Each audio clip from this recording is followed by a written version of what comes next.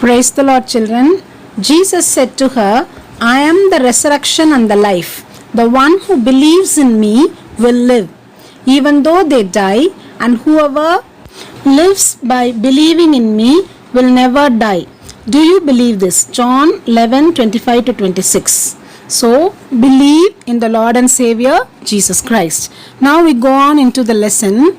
Prose, Unit 6, the last lesson. It was written by Alphonse Daudet.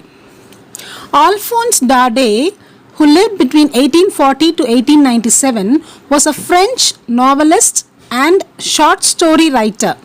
The last lesson is set in the days of the Franco-Prussian War, which was held between 1870 to 71,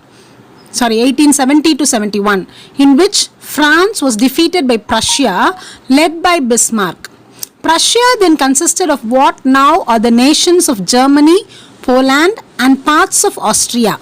In this story, the French districts of Alsace and Lorraine have passed into Prussian hands. Now, let's move on into the introduction of the lesson. The vocabulary will be dealt then and there. This lesson is set in the days of France-Prussian War. France was ruled by Bismarck. Prussia then consisted of what now are the nations of Germany, Poland, and parts of Austria. The Prussians defeated the French, and the districts of Alsace and Lorraine fell into the hands of the Prussians, that is the German people. The oppressors not only wanted the territory but dominated over the language and culture of the Germans, thus to take away their identity. Read the lesson to find out what impact this had on life at school. Little Franz was a student of a school in Alsace. M. Hamel was his schoolmaster. Franz was not a brilliant student. He didn't prepare his lesson on participles. Now, let's read the lesson as narrated by Little Franz. I started for school very late that morning and was in great dread of a scolding, especially because young Hamel had said that he would question us on participles, and I did not know the first word about them. For a moment, I thought of running away and spending the day out of doors. It was so warm, so bright. The birds were chirping at the edge of the woods. Now, let's see the meaning of the word chirping. Making a short, sharp, high-pitched sound, usually by small birds or insects. And in the open field back of the sawmill, the Prussian soldiers were drilling. It was all much more tempting than the rule for participles. But I had the strength to resist and hurried off to school. When I passed the town hall, there was a crowd in front of the bulletin board. For the last 2 years, all our bad news had come from there. The lost battles, the draft, the orders of the commanding officer, and I thought to myself without stopping, what can be the matter now? Then, as I hurried by, as fast as I could go, the blacksmith, Watcher, who was there with his apprentice, reading the bulletin, called after me, Don't go so fast, bub. You'll get to your school in plenty of time. I thought he was making fun of me and reached M. Hamel's little garden all out of breath. Usually, when school began, there was a great bustle. What is bustle? Move in an energetic manner, which could be heard out in the street. The opening and closing of desks, lessons repeated in unison. What is unison? Simultaneous utterance of words. Very loud with our hands over our ears to understand better. And the teacher's great ruler rapping on the table. What is rapping? Striking with a series of rapid audible blows. But now it was all so still. I had counted on the commotion to get to my desk without being seen. But of course, that day, everything had to be as quiet as Sunday morning. Through the window, I saw my classmates already in their places and M. Hamel walking up and down with his terrible iron ruler under his arm. I had to open the door and go in before everybody. You can imagine how I blushed and how frightened I was. But nothing happened. M. Hamel saw me and said very kindly, "Go to your place quickly, little Franz. We were beginning without you." I jumped over the bench and sat down at my desk. Not till then, when I had got a little over my fright, did I see that our teacher had on his beautiful green coat, his frilled shirt, and the little black silk cap all embroidered that he never wore except on inspection and prize days. Besides, the whole school seemed so strange and solemn. But the thing that surprised me most was to see on the back benches that were always empty the village people sitting quietly like ourselves. Old Hauser with his three-cornered hat, the former mayor, the former postmaster, and several others besides. Everybody looked sad. And Hauser had brought an old primer, thumbed. What is the meaning of thumbed? A book which has been read often and bearing the marks of frequent handling at the edges, and he held it open on his knees with his great spectacles lying across the pages. While I was wondering about it all, young Hamel mounted his chair and in the same grave and gentle tone which he had used to me said, "My children, this is the last lesson I shall give you. The order has come from Berlin to teach only German in the schools of Alsace and Lorraine. The new master comes tomorrow. This is your last French lesson. I want you to be very attentive." What a thunderclap these words were to me. Oh, the wretches. That was what they had put up on the town hall. My last French lesson. Why, I hardly knew how to write. I should never learn any more. I must stop there then. Oh, how sorry I was for not learning my lessons, for seeking birds' eggs or going sliding on the Saar. What do you mean by Saar? A river in northeastern France and western Germany. My books that had seemed such a nuisance a while ago, so heavy to carry, my grammar and my history of the saints were old friends now that I couldn't give up. And young Hamel too. The idea that he was going away, that I should never see him again, made me forget all about his ruler and how cranky, what is the meaning of cranky? Strange he was. Poor man, it was in honor of this last lesson that he had put on his fine Sunday clothes, and now I understood why the old men of the village were sitting there in the back of the room. It was because they were sorry too that they had not gone to school more.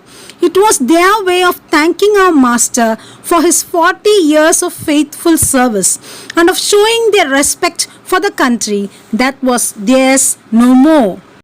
While I was thinking of all this, I heard my name called. It was my turn to recite. What would I not have given to be able to say that dreadful rule for the participle all through, very loud and clear and without one mistake? But I got mixed up on the first words and stood there holding on to my desk, my heart beating and not daring to look up. I heard young Hamel say to me, "I won't scold you, little Franz. You must feel bad enough. See how it is? Every day we have said to ourselves, 'Bah, I've plenty of time. I'll learn it tomorrow.' And now you see where we have come out. That's the great trouble with Alsace. She puts off learning till tomorrow. Now, those fellows out there will have the right to say to you, 'How is it? You pretend to be Frenchmen and yet you can neither speak nor write your own language?' And you are not the worst, poor little Franz. We have all a great deal to reproach ourselves with. Your parents were not anxious enough to have you learn. They preferred to put you to work on a farm or at the mills so as to have a little more money. And I've been to blame also. Have I not often sent you to water my flowers instead of learning your lessons? And when I wanted to go fishing, and did I not give you a holiday? Then, from one thing to another, M. Hamel went on to talk of the French language, saying that it was the most beautiful language in the world, the clearest, the most logical, that we must guard it among us and never forget it, because when a people are enslaved, as long as they hold fast to their language, it is as if they had the key to their prison. Then he opened the grammar and read us our lesson. I was amazed to see how well I understood it. All he said seemed so easy, I think too, that I had never listened so carefully and that he had never explained everything with so much patience. It seemed almost as if the poor man wanted to give us all he knew before going away, and to put it all into our heads at one stroke. After the grammar, we had a lesson in writing. That day, M. Hamel had new copies for us, written in a beautiful round hand, France, Alsace, France, Alsace. They looked like little flags floating everywhere in the schoolroom, hung from the rod at the top of our desks. You ought to have seen how everyone set to work and how quiet it was. The only sound was the scratching of the pens over the paper. Once some beetles flew in, but nobody paid any attention to them. Not even the littlest ones, who worked right on tracing their fish hooks as if that was French too. On the roof, the pigeons cooed very low, and I thought to myself, will they make them sing in German, even the pigeons? Whenever I looked up from my writing, I saw M. Hamel sitting motionless in his chair and gazing first at one thing, then at another, as if he wanted to fix in his mind just how everything looked in that little schoolroom. Fancy! For 40 years he had been there in the same place, with his garden outside the window and his class in front of him, just like that. Only the desks and benches had been worn smooth. The walnut trees in the garden were taller, and the hop vine that he had planted himself twined about the windows to the roof. How it must have broken his heart to leave it all, poor man, to hear his sister moving about in the room above, packing their trunks, for they must leave the country the next day. But he had the courage to hear every lesson to the very last. After the writing, we had a lesson in history, and then the babies chanted their Babi Bi Bobo. Down there at the back of the room, old Hauser had put on his spectacles and, holding his primer in both hands, spelled the letters with them. You could see that he too was crying. His voice trembled with emotion, and it was so funny to hear him that we all wanted to laugh and cry. Ah, how well I remember it, that last lesson. All at once, the church clock struck 12.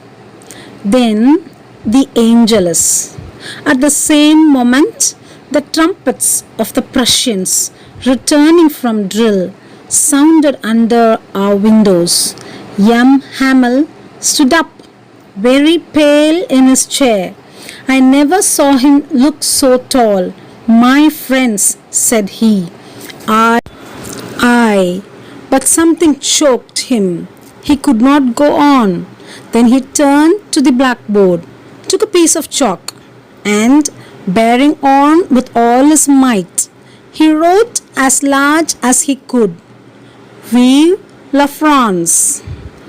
Then he stopped and leaned his head against the wall, and without a word, he made a gesture to us with his hand. School is dismissed. You may go. Thank you. The word Angelus means a Roman Catholic devotion commemorating the incarnation of Jesus and including the Hail Mary said at morning, noon, and sunset. Vive la France is an expression used in French to show patriotism. It is difficult to translate the term literally into English, but it generally means long live France.